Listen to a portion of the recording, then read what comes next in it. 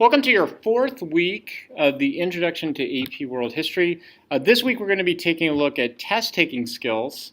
I know probably one of the most exciting parts of the class for you, right? But test-taking actually is so important. And you probably noticed in the background here I have my nerdy science fiction Star Wars side showing. And there's a reason why I'm doing this. One of the pieces of advice I got, was the best piece of advice I could have ever gotten in my life, and I just didn't pay attention to it quickly enough, is that test-taking really is like being a Jedi. Now, what do I mean about that, about being a Jedi? I think most of us approach tests as one of those anxiety-filled times where we have to come in and we have to regurgitate material.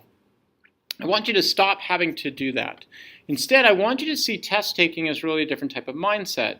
I want you to see it as a game. I want you to see it as something you can predict what is going to happen, sort of like a Jedi.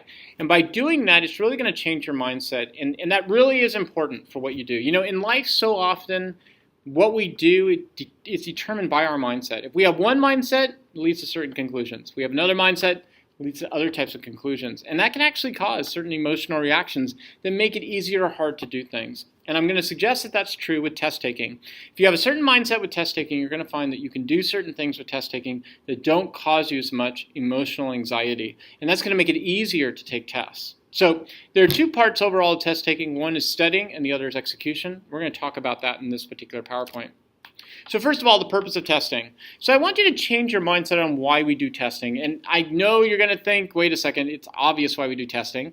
Most people see testing as a way to earn or accumulate points. And I get that because, of course, in the end, you either get points or you don't, and that's going to affect your grade. So, of course, we're going to see testing that way.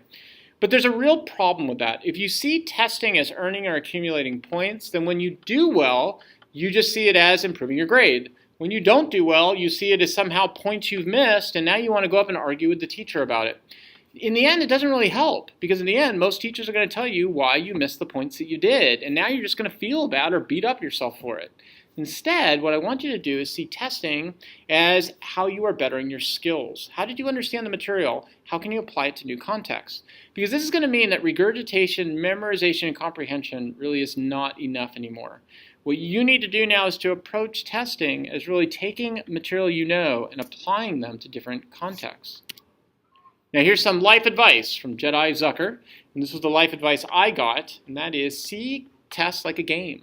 I want you to see tests as like rules in a game. Now, why does that help you to do that? Well, there are two reasons, I think. One is that this takes away that sort of like anxiety-filled memorization type of mindset. I just have to memorize a lot and spit it back out to the teacher. Instead, what you're going to see this is a game. It makes it at least a little bit more enjoyable. It's like now you're trying to figure out the rules and how to trick the teacher. That's one thing.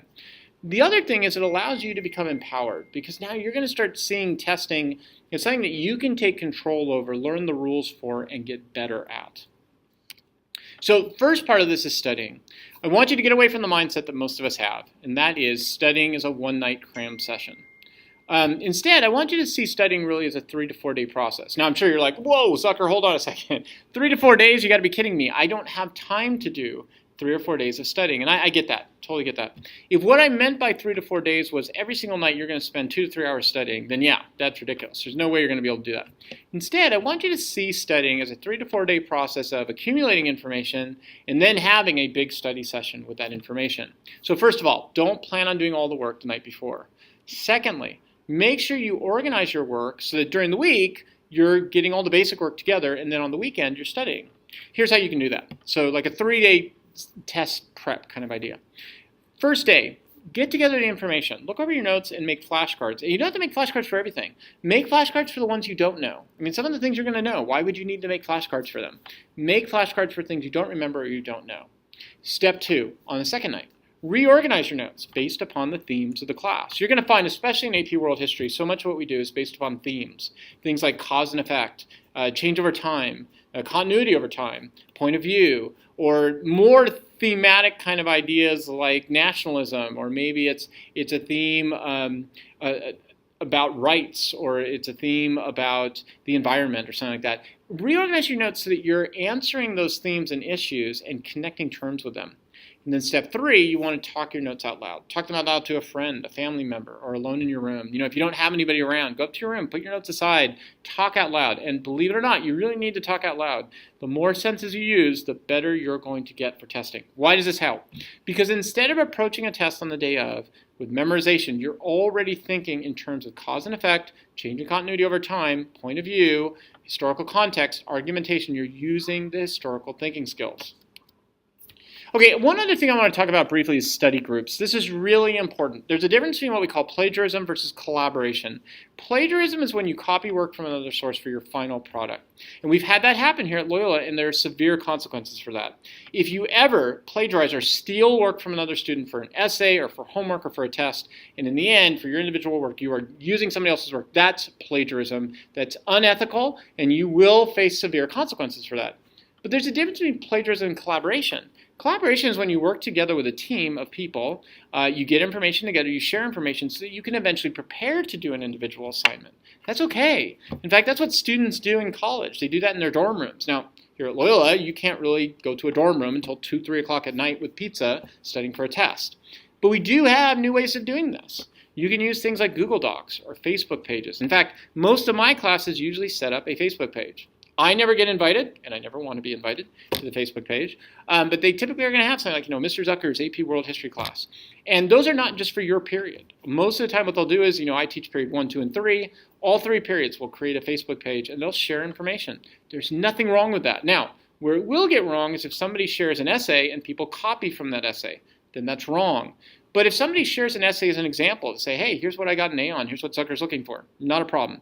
If you find some information to help study for a test, or if somebody creates some information to study for a test, not a problem. As long as in the end, the individual work you do is your individual work.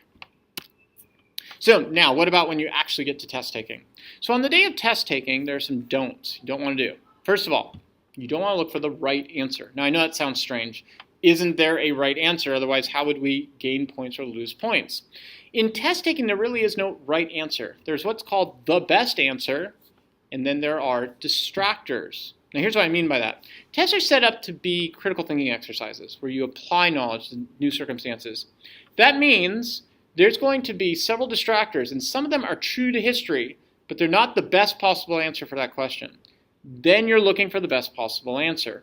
That's multiple choice. What about essays? Essays, obviously, don't have a right answer. They basically have a prompt in which you have to answer the question by using good examples that show you can come up with an original argument.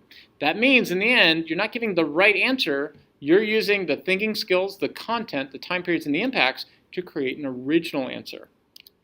So here's what I would suggest. And this is taught by Princeton Review. In fact, I was taught this by Princeton Review back in the year 2000, before you guys were even born. Back then, it cost $900 to get trained in this.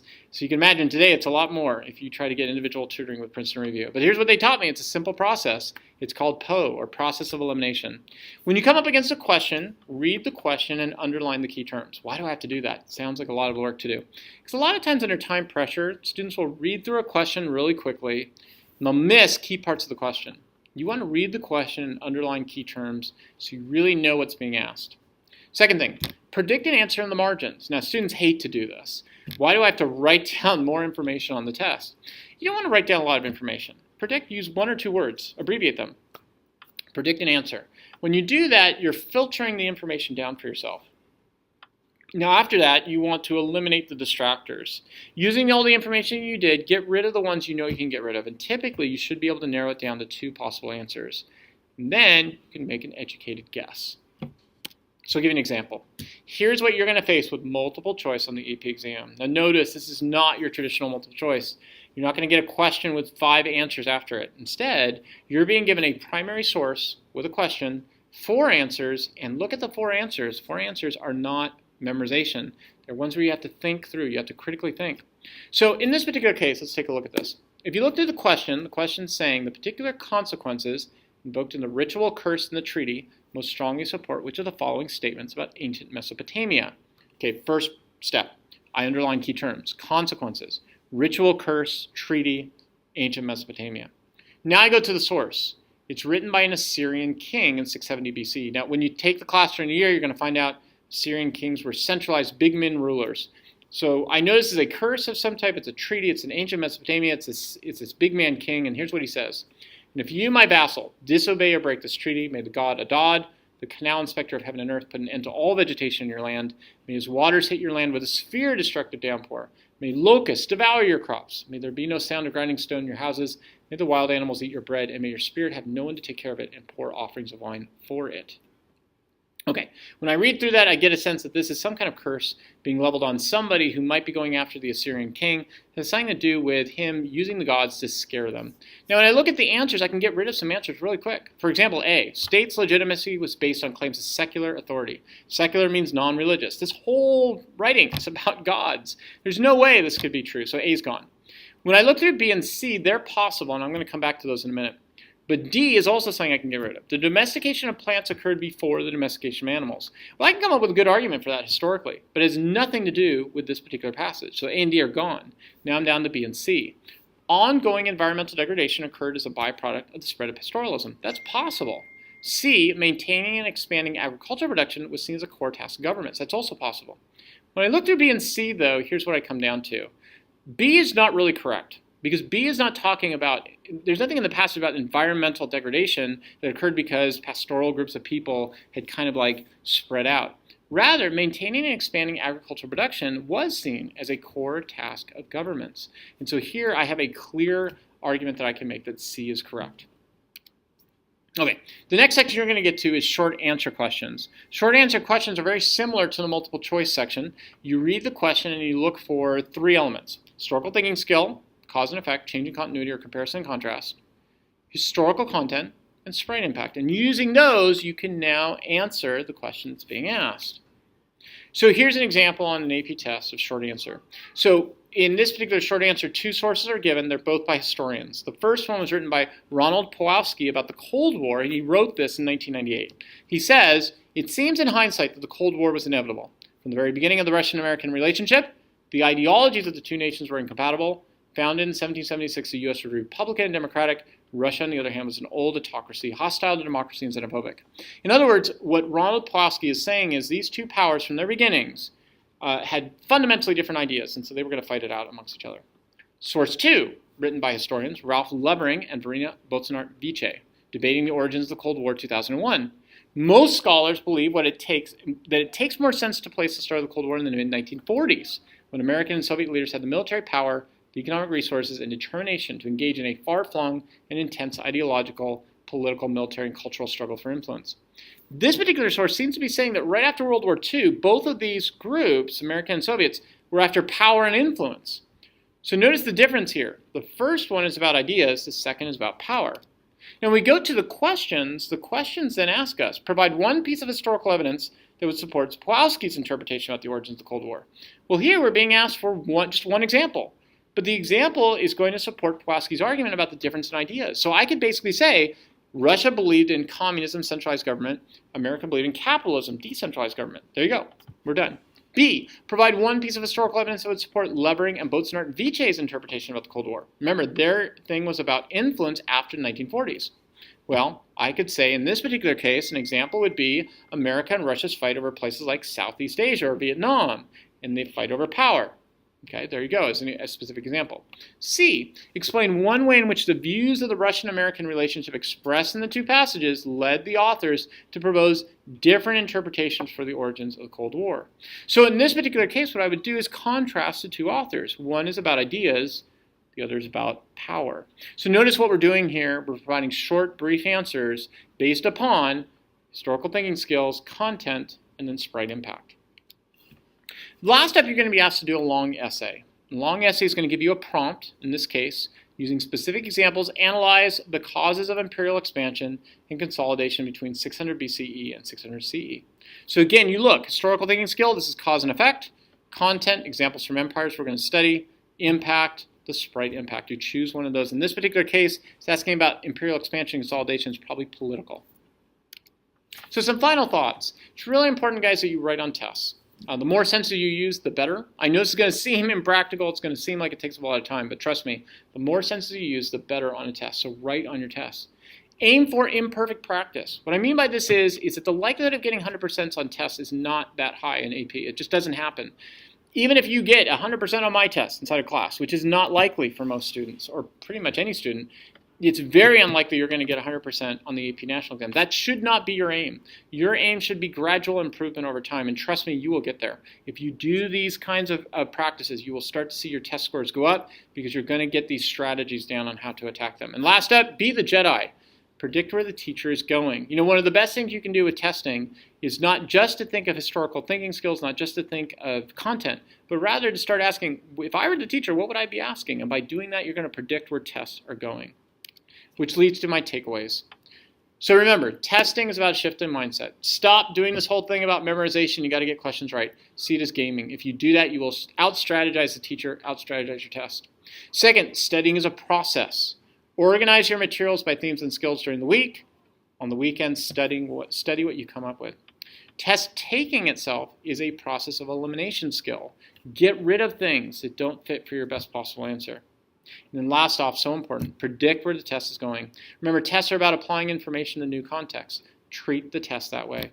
If you start to see tests as a gaming process and you start to see it as a way of improving your skills, the points will follow, trust me. If you start to see tests as just about accumulating points, you're going to end up feeling frustrated because what's going to end up happening is that when you don't get the points you really want, you're just going to beat yourself up over the fact you didn't get the points. See it as improvement of skills. I hope this helps, and I will see you in class very soon.